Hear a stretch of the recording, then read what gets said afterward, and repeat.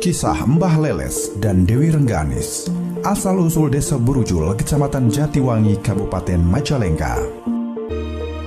Berasal dari kisah Mbah Ilyas, tokoh pendiri desa yang merupakan orang pertama yang memasuki hutan Burujul.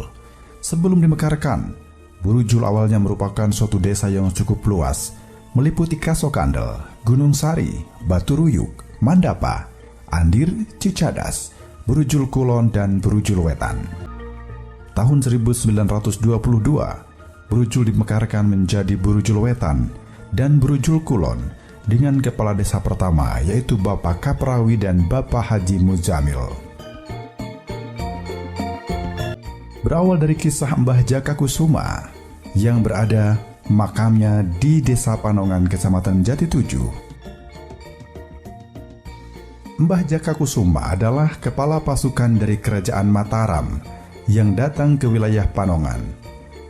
Setelah itu, ikut berjuang mengusir penjajah, hingga akhirnya dia pun menetap di Desa Panongan, dan kini makamnya dimakamkan di Desa Panongan.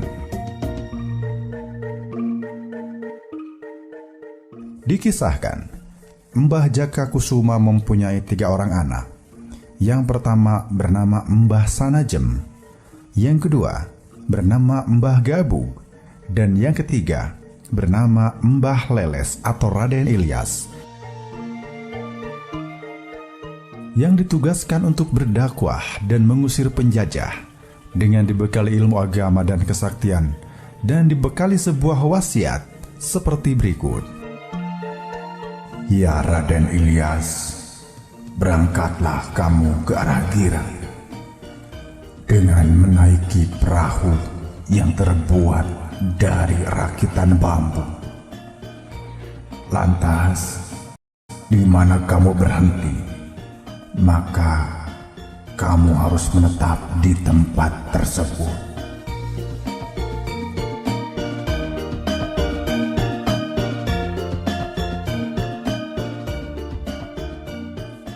Dengan izin Allah Subhanahu wa Ta'ala, ternyata perahu rakit tersebut berlayar melawan arah hingga ke arah Girang melalui Sungai Cisambang. Di Ranji, beliau singgah sejenak untuk melaksanakan sholat asar.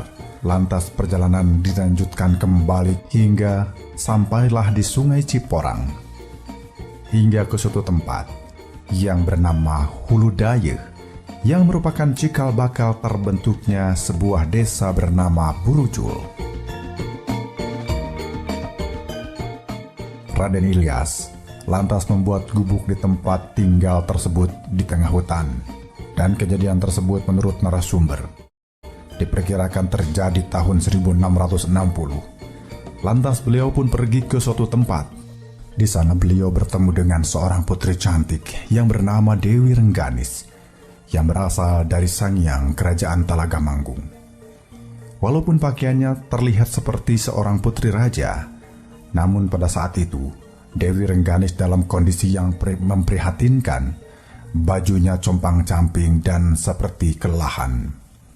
Menurut pengakuannya, beliau tengah dikejar-kejar kakaknya Raden Surakarya karena keluarga keraton Talaga Manggung cukup keras yang mengharuskan setiap anggota keluarganya memeluk agama Buhun. Namun tanpa sepengetahuan keluarga, Dewi Rengganis sudah memeluk agama Islam.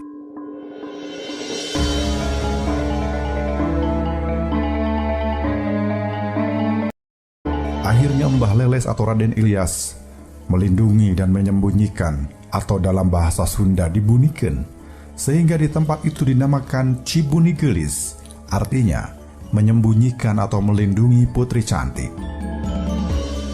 Tak lama kemudian, datanglah Raden Surakarya mengejar adiknya yang akan memberinya hukuman karena meninggalkan agama Buhun dan memeluk agama Islam. Lantas oleh Mbah Leles diceritakan bahwa adiknya ada dan sengaja beliau sembunyikan atau beliau lindungi. Maka terjadilah perdebatan di antara keduanya, hingga terjadi suatu kesepakatan. Jika Mbah Leles kalah, maka putri Dewi Rengganis akan diserahkan. Sebaliknya, jika Raden Surakarya yang kalah, maka beliau harus memeluk agama Islam.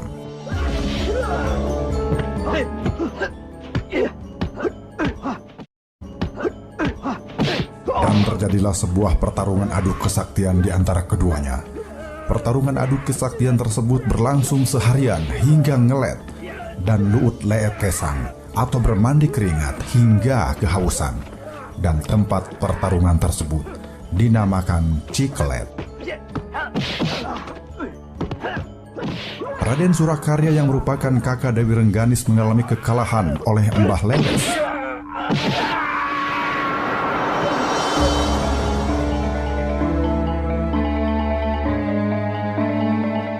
Sesuai perjanjian, secara satria beliau akhirnya dituntun mengucapkan 2 kalimat syahadat sebagai bukti keislamannya.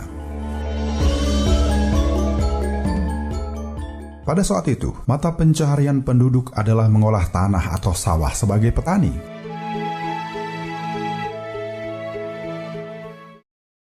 Mbah Leles selain terkenal sakti juga menjadi sosok yang pandai bertani dan menciptakan sebuah alat untuk membalikan tanah supaya tidak tergantung pada cangkul, yaitu alat yang terbuat dari bongkahan kayu yang ujungnya dibuat runcing, yang menjadi cikal bakal alat wuluku atau bajak atau singkal pada traktor.